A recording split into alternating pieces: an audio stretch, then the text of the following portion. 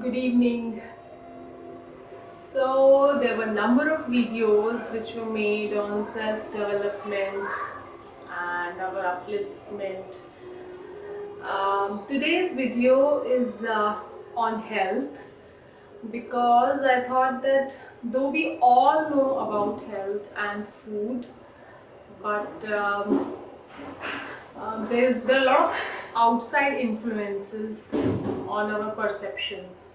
बहुत सारे बाहर की चीज़ों के इन्फ्लुएंस हैं हमारे सोच विचार पर, जहाँ तक हमारा स्वास्थ्य की बात आती है और खाने की बात आती है। तो कुछ चीज़ें जो हैं वो मुझे लगा कि हम बात कर सकते हैं उसके बारे में। उसमें एक जो सबसे ज़्यादा बड़ा मिथ है वो है कि जितना महंगा खाना होगा, जितना एक्सपेंसिव होगा, उतना ही वो बेटर होगा। इसके हम कुछ एग्जांपल्स ले सकते हैं। जैसे पिछले कुछ सालों में हमने एक ट्रेंड देखा है कि हम लोग कीवी खरीद के खाते हैं जब भी कोई बीमारी आती है, और हम थोड़ा फॉरेन इन्फ्लुएंसेस से सोचते हैं कि ये टोफू, कीवी, और सैलड्स में भी हम किनुआ सैलड सोचते हैं और ढूंढ के खाते हैं। बेरीज, स्ट्रॉबेरीज, जो कि हमारे देश की नहीं है। तो क्या है अच्छा खाना? इसके ऊपर काफ़ी सारे लोगों ने, न्यूट्रिशनिस्ट ने काम किया है, बात की है, क्योंकि बहुत सारी चीज़ों में, बहुत दिशाओं में हमें खींचा जाता है।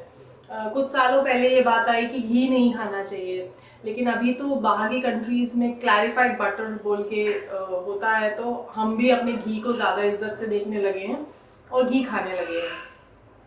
तो अब ये बात छुपी नहीं रह गई है कि फूड इंडस्ट्री का बहुत बड़ा हाथ है इसमें, हमारी सोच को शेप करने में। और ऑफ कोर्स उनके पास मीडिया है, सब कुछ है, it is eight their hand, they can just by it, they can just right articles and influence people. तो मैं खुद जो है कुछ साल पहले बहुत ज़्यादा इन्फ्लुएंस में थी, because I also use to read all these articles in newspapers, and all the youngsters get influenced and get influenced by the new kind of diets। और हमें ये लगता है कि हमारे घर में जो खाना बन रहा है वो सही खाना नहीं है, जैसे हमारे घर के लोगों को मालूम नहीं है कि सही तरीके से कैसे खाना चाहिए। सो आज हम बात करेंगे कि क्या एक्सपेंसिव खाना ही अच्छा खाना है।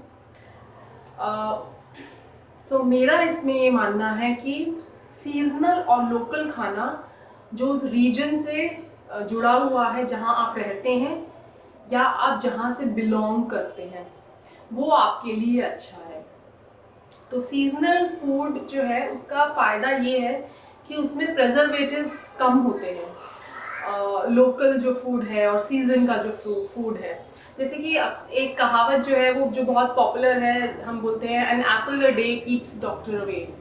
मगर आप देखेंगे कि बहुत सारे लोकेलिटीज़ का एप्पल जो है वो does not only come from India. India का शिमला और इन जगहों में जो एप्पल होता है वो छोटा होता है, उतना अट्रैक्टिव नहीं दिखता है। तो हम बहुत सुंदर दिखने वाला फ्रूट के पीछे जाते हैं और बाहर से भी आने वाले काफ़ी फ्रूट्स को कंज्यूम करते हैं। तो इतना किलोमीटर्स ट्रैवल करके फूड जो हमारी प्लेट तक पहुंचेगा वो बिना प्रेजर्वेटिव्स के तो सही सलामत नहीं रह सकता है। उसको प्रेजर्वेटिव से जब तक आप कोट नहीं करेंगे, जब तक आप उनके ऊपर केमिकल्स नहीं छिड़केंगे, तब तक आप उसकी शेल लाइफ नहीं बढ़ा सकते हैं।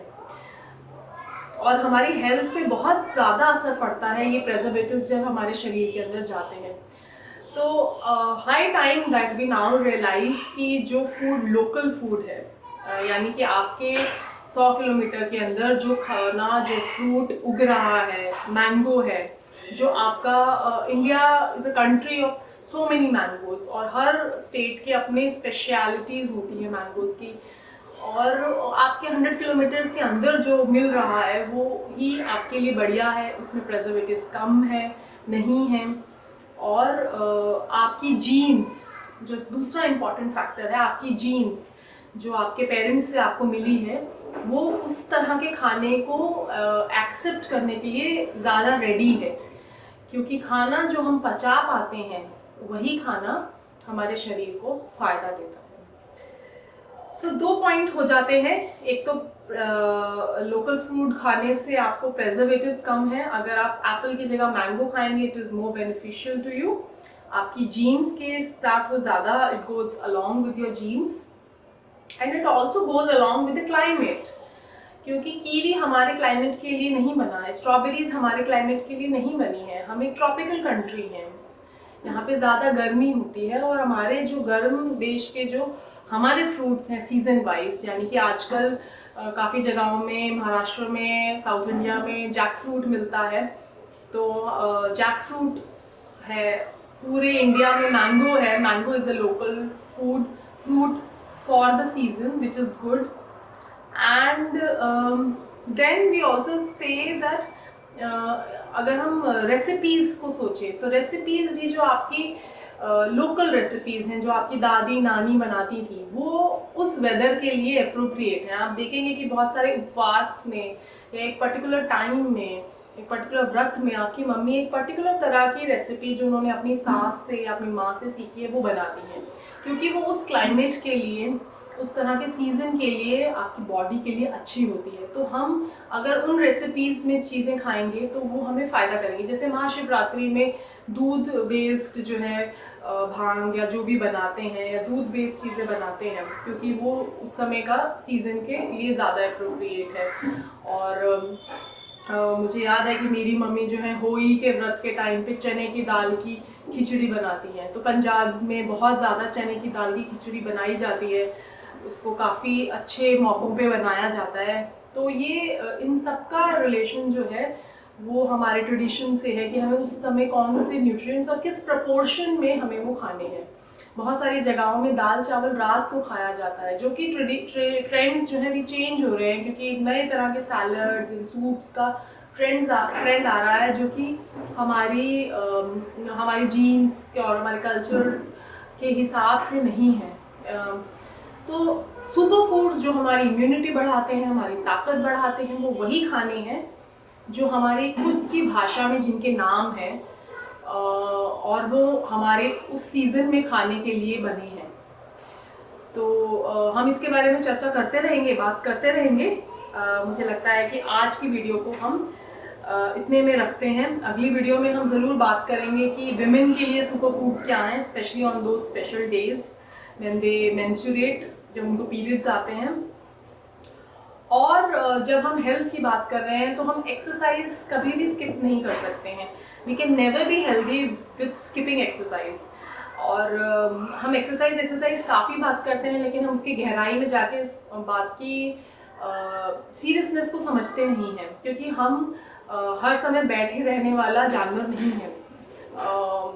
हमारा लाइफस्टाइल बहुत चेंज हुआ है पिछले 50 सालों में।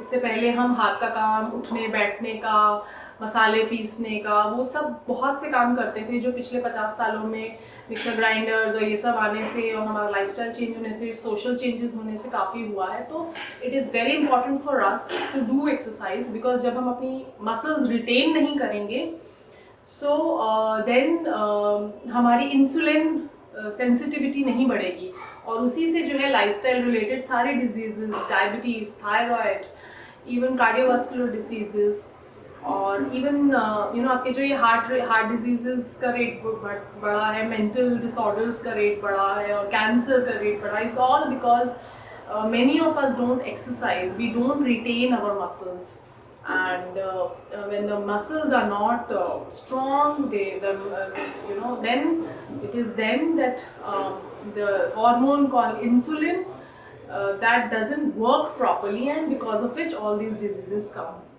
So जब भी हम हेल्थ की बात करते हैं, हम एक्सरसाइज की बात ज़रूर करते हैं। आज हमारे पास यूट्यूब है, हम बहुत सारे एक्सरसाइजेज अपनी कन्वीनियंस के हिसाब से देख सकते हैं और उन्हें फॉलो कर सकते हैं। मैं पर्सनली रुजुता दिवेकर को फॉलो करती हूँ।